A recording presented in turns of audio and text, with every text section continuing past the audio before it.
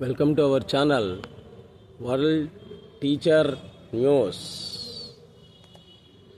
ఈ world teacher news అనేటువంటిది సద్గురు సుబ్రహ్మణ్యం గారే నిర్ణయించారు. ఉల్లాపంతుల రామమూర్తి అని నా పేరు పెట్టుకున్నాను. నేను పల్నాడు జిల్లా వినుకొండలో సంస్కృతం ప్రబోధకుడిగా పనిచేస్తూ ఉన్నాను. ఎవరో చెప్తుంటే ఈ సద్గురు సుబ్రహ్మణ్యం గారిని గురించి విన్నాను. వెంటనే అనుకోకుండా విజయదశమి రోజే సద్గురు దర్శనం అనేటువంటిది జరిగింది. అక్కడికి పోయి కనీసం ఒక 5 నిమిషాలే ఆయన దగ్గర ఉన్నాను. ఎంతో మానసిక ప్రశాంతత అనేటువంటిది ఏర్పడింది. ఒక రకంగా చెప్పాలంటే ఈ సద్గురు సుబ్రహ్మణ్యం గారు ఎవరు అంటే సాక్షాత్ చిల్లెళ్ళమూడి అమ్మవారు, అలాగే వీరబ్రహ్మేంద్ర స్వామి, యోగి వేమన అటువంటి వాళ్ళ యొక్క స్వరూపమే ఈ సద్గురు సుబ్రహ్మణ్యం గారు అనటంలో ఎటువంటి సందేహం లేదు. యోగి వేమనను మనం చూడలే, వీరబ్రహ్మేంద్ర స్వామిని చూడలే, జిల్లెళ్ళమూడి అమ్మవారిని కొంతమంది చూశారు, కొంతమంది చూడలేదు. ఈమె దగ్గరికి వెళ్ళినట్లయితే కడుపు నిండా భోజనం పెడుతుంది. రాజరాజేశ్వరి స్వరూపిణి ఈ జిల్లెళ్ళమూడి అమ్మవారు అనటంలో ఎటువంటి సందేహం లేనే లేదు. నేనైన నేను అంటే అన్నీ నేనే. ఈ కలిలో ఆకలి బాధ అనేటువంటిదే దుర్భరమైనటువంటిది. కాబట్టి ఎవ్వడూ కూడా ఆకలితో బాధపడకూడదు. ప్రతి ఒక్కడూ కూడా జిల్లెళ్ళమూడి వచ్చి ప్రశాంతంగా భోజనం చేసి వెళ్ళండి అంటుంది ఈమె సాక్షాత్ రాజరాజేశ్వరి స్వరూపిణి అనటంలో ఎటువంటి సందేహం లేదు. ఒకసారి అందరూ కూడా బాపట్ల దగ్గర ఉన్నటువంటి జిల్లెళ్ళమూడిని, అలాగే తిరుపతి దగ్గర శ్రీకాళహస్తిని దర్శించి ధరించండి. Please subscribe our channel world teacher news. ఇప్పుడు సద్గురు సుబ్రహ్మణ్యం గారి యొక్క చరిత్రను గురించి మనం చెప్పుకుంటూ ఉన్నాం. చూడండి, ఈ సద్గురు సుబ్రహ్మణ్యం గారి యొక్క ఈయన హిమాలయ తాతగారు. ఈయన యోగీశ్వరుడు, అవధూత అనటంలో సందేహమే లేదు. అలాగే సద్గురు సుబ్రహ్మణ్యం గారి యొక్క ప్రథమ గురువు ఈయన వీరయ్య గారు. చూడండి, ఈ వీరయ్య గారు ఎవరు అంటే పోతులూరి వీరబ్రహ్మేంద్ర స్వామి, ఆయన యొక్క శిష్యురాలు ఈశ్వరమ్మ, ఆయన యొక్క శిష్యుడు ఈ సద్గురు వీరయ్య గారు. ఈయన మన సద్గురు సుబ్రహ్మణ్యం గారి యొక్క మొట్టమొదటి గురువు. తర్వాత ఇప్పుడు టీవీలో చూస్తున్నారు కదా వీడియోలో పద్మావతమ్మ గారు, ఈమె సద్గురు సుబ్రహ్మణ్యం గారి యొక్క సతీమణి. ఈమె యొక్క మరణ వార్తను గురించి ఎప్పుడో వివరించారు సద్గురు సుబ్రహ్మణ్యం గారు. సద్గురు సుబ్రహ్మణ్యం గారి యొక్క తల్లిదండ్రులు సిద్ధయ్య, విజయలక్ష్మీదేవి గారు. ఈయన గురువు గారు అప్పుడు టీచర్గా ఉన్నప్పుడు ఉన్నటువంటి ఫోటో చూడండి. సద్గురు సుబ్రహ్మణ్యం గారు, పద్మావతమ్మ గారు, అలాగే సద్గురు సుబ్రహ్మణ్యం గారి యొక్క కుటుంబం, ఫ్యామిలీ, వీళ్ళంతా కూడా సద్గురు సుబ్రహ్మణ్యం గారి యొక్క రాత్రిపూట ఆయనకి ఏయో దివ్య శక్తి కలలో కనబడి ఏదో చెప్తూ ఉంటే ఈయన ఏదో అడుగుతూ ఉంటాడు. ఈ మొత్తాన్ని కూడా ఇప్పుడు టీవీ చూస్తున్నారు కదా, టీవీఎన్ బాబు అనే ఇతని ఆ గురువుగారు చెప్తూ ఉంటే రాస్తూ ఉంటారు. రాసిన తర్వాత మళ్ళీ చదువుతారు. చదివిన తర్వాత భలే చెప్పావయ్యా అంటాడు.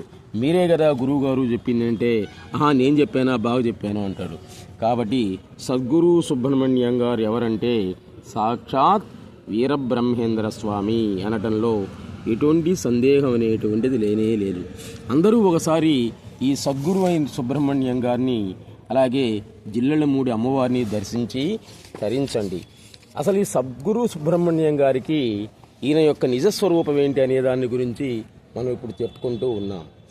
సద్గురు సుబ్రహ్మణ్యం గారు కాళహస్తికి 5 మైళ్ళ దూరంలో ఉన్నటువంటి కొనతనేరు అనేటువంటి గ్రామంలో విజయలక్ష్మి, సిద్ధయ్య అనేటువంటి పుణ్య దంపతులకి జన్మించారు.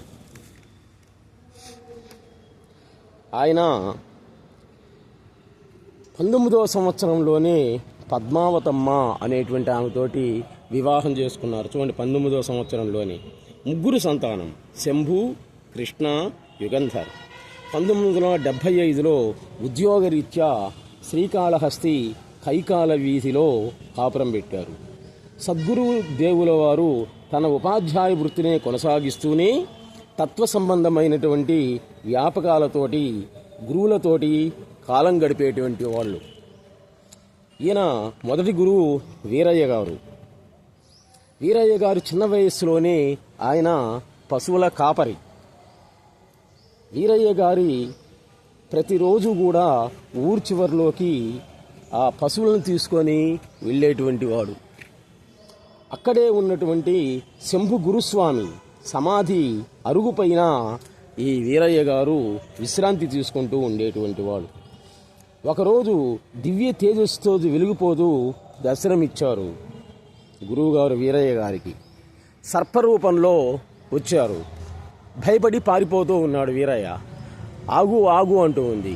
చివరికి ముళ్ళ పొదల దగ్గరికి తీసుకుపోయిన తర్వాత ఆ సర్పం కాస్త మానవ రూపాన్ని ధరించింది. కట్టుకథ కాదండి, నిజంగా జరిగినటువంటిది.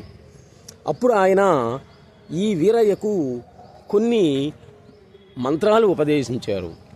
ఇంకా తెల్లవారిన తర్వాత ఈ వీరయ్య చూడండి, అసలేమీ చదువు లేదు, పశువుల కాపరి. అటువంటి వాడికి దివ్య శక్తులన్నీ కూడా వచ్చాయి. మొహం చూడగానే అందరి యొక్క జాతక చక్రం మొత్తం కూడా చెప్తూ ఉన్నాడు. వీరయ్య, నీకు ఎలా వచ్చింది ఇది అని అక్కడ ఉన్నటువంటి వాళ్ళు అడిగితే గురువుగారు శంభు గురుస్వామి యొక్క దయాదాక్షిణ్యాలని చెప్పడం మొదలుపెట్టాడు. ఎవరూ నమ్మలే. అప్పటికి 300 సంవత్సరాలు అయింది. ఎవరు? ఆయన చనిపోయి సమాధి చేసి. ఆ సమాధి నుండి ఆయన ఎలా వచ్చాడు, నువ్వు చెప్పేదంతా కూడా అబద్ధమే అంటాం మొదలుపెట్టారు. ఈయనకు పట్టుదల పోయింది వీరయ్యకు.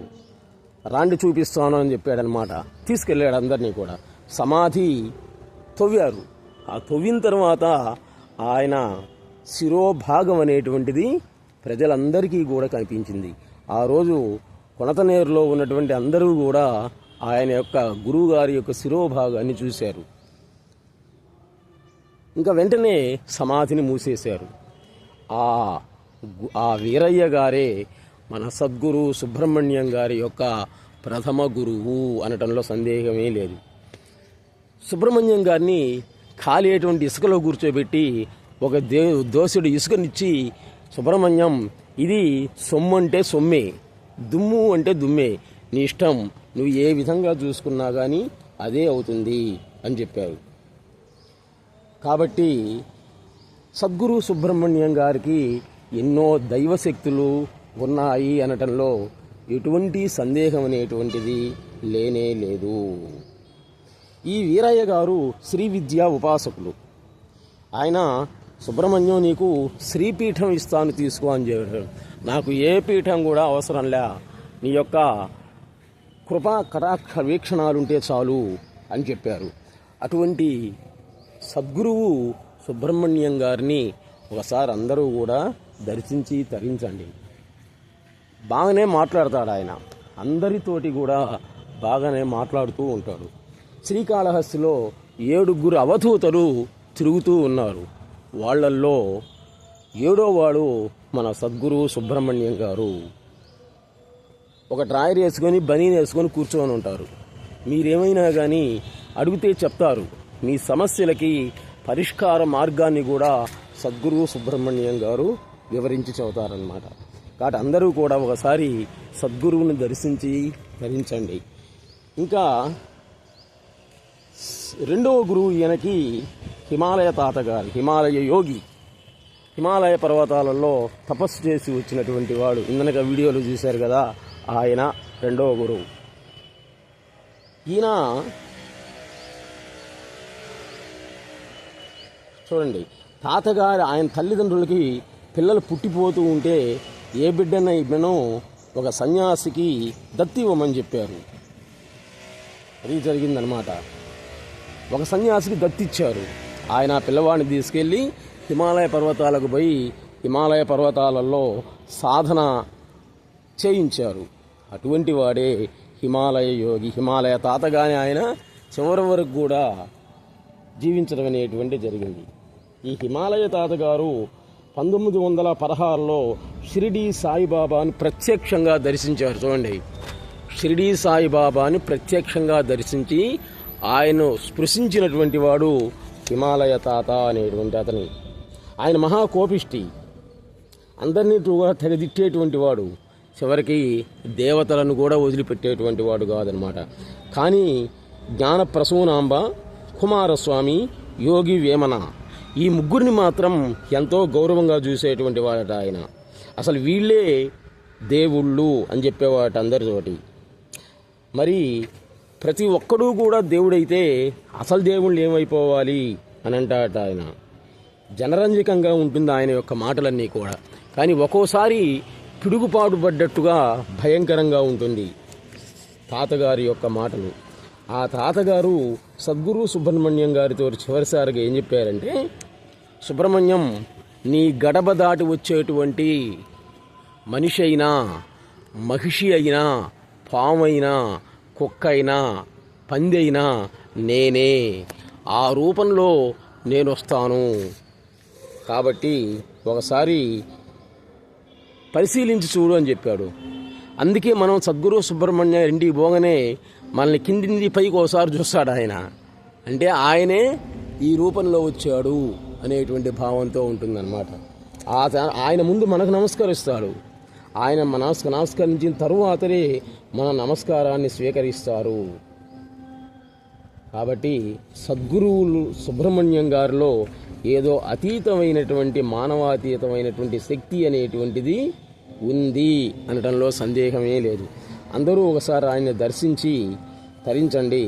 మన వీడియోలు చూసినటువంటి వాళ్ళు చాలామంది శ్రీకాళహస్తి వెళ్ళి సద్గురు దర్శనం చేసుకొని వచ్చారు. సద్గురు దర్శనం చేసుకొని వచ్చి నాకు ఫోన్ చేసి చెప్పారు, సార్ మూర్తి గారు, మీ వీడియోలన్నీ చూసి మేము గురువారం చూసి వచ్చాం, మాకు ఇప్పుడు ప్రశాంతంగా ఉంది అని చెప్పడం మొదలుపెట్టారనమాట. నాకు అదే తృప్తి. అయితే చాలామంది మా కొలీగ్సు, మా ఫ్రెండ్సు, మా బంధువులు వీళ్ళందరూ ఏమంటున్నారంటే, ఈ సద్గురు సుబ్రహ్మణ్యం నీకు ఎక్కడ దొరికాడరా, వీటి వల్ల నీకేమైనా ఉపయోగం ఉందా, రోజు శ్రమ తప్ప అంట మొదలుపెట్టారు. నాకు ఎటువంటి శ్రమ అనేటువంటిది లేనే లేదు. చూడండి, సద్గురువు యొక్క దర్శనం జరగగానే అంతవరకు నాలో ఉన్నటువంటి అజ్ఞానాంధకార భావాలన్నీ కూడా తొలగిపోయాయి. ఎవరు ఏమన్నా కానీ పట్టించుకోలేనటువంటి పరిస్థితి ఏర్పడింది. అదే జ్ఞాన ప్రసూనాలు చదవటం వల్ల అన్నమాట. 2 పుస్తకాలు ఇచ్చారు గురువుగారు. జ్ఞాన ప్రసూనాలు అనేటువంటిది 2 పుస్తకాలు ఇచ్చాడు. ఈయన ఇచ్చినటువంటి వాటిల్లో మొట్టమొదటిది ఈ జిల్లెళ్ళమూడి అమ్మవారి యొక్క ఫోటో ఉన్నటువంటి ఈ పుస్తకాన్ని నాకు ప్రసాదించాడు. ఆమె అమ్మ, అయ్యా, అందరికీ కూడా అమ్మ, రాజరాజేశ్వరి అమ్మవారు అని ఆయన నోటి ద్వారానే వచ్చింది. ఆ తర్వాత జ్ఞాన ప్రసూనాలు, నా గురువు అనేటువంటి పుస్తకాలని ఇంగ్లీష్లో, తెలుగులో ఉన్నటువంటి వాటిని ఇచ్చారు. ఇంకా అప్పటి నుంచి అవి చదవంగా నేను తెలుసుకోవటం కాదు, ప్రజలకు వివరించి చెప్పాలి. నాది అనేటువంటి దాంతో ఉన్నాడు మానవుడు అజ్ఞానంతో. కాబట్టి నాది అనేది ఏదీ లేదు అని చెప్పాడు సద్గురు సుబ్రహ్మణ్యం గారు. అందుకని అప్పటి నుంచి ప్రతిరోజు కూడా ఒక 2 వీడియోలు, అంటే నా యొక్క విధి నిర్వహణ తర్వాతనే ఖాళీగా ఉన్నప్పుడు ఏదో ఒక టైంలో ఒక 2 వీడియోలని గురువుగారి గురించి, ఆయన తత్వాన్ని గురించి పెడుతూ ఉన్నాం. కాబట్టి అందరూ కూడా మీకు తెలిసిన వాళ్ళకి కూడా చెప్పి వరల్డ్ టీచర్ న్యూస్ అనేది సబ్స్క్రైబ్ చేయించుకోండి. Please subscribe our channel world teacher news. Next వీడియోలో సద్గురు సుబ్రహ్మణ్యం గారి యొక్క తత్వాన్ని గురించి మనం చెప్పుకుంటాం. ఆయన ఒకటే చెప్తాడు, ఆకాశాన్నైనా చూడు, లేకపోతే భూమినైనా చూడు అంటాడనమాట. భూమి, మీకు కనిపించేటువంటి ఈ భూమి, ఆ ఆకాశం, ఈ 2 మూలం సృష్టికి. కాబట్టి భూమినైనా చూస్తున్నాడు, లేకపోతే ఆకాశం అయినా చూసు, ఈ 2టినే నీవు గౌరవించు అని చెప్తారు. ఇంకా ఎన్నో విషయాలు చెప్పారు. వాటిని గురించి ప్రతిరోజు చూడటం. మన వీడియోలన్నీ కూడా మానసిక ప్రశాంతతకు సంబంధించినవి కాబట్టి ఉదయాన్నే 6 కానీ, లేకపోతే రాత్రి మీరు అన్నం తింటారు నిద్రపోయేటప్పుడు కానీ చూడండి.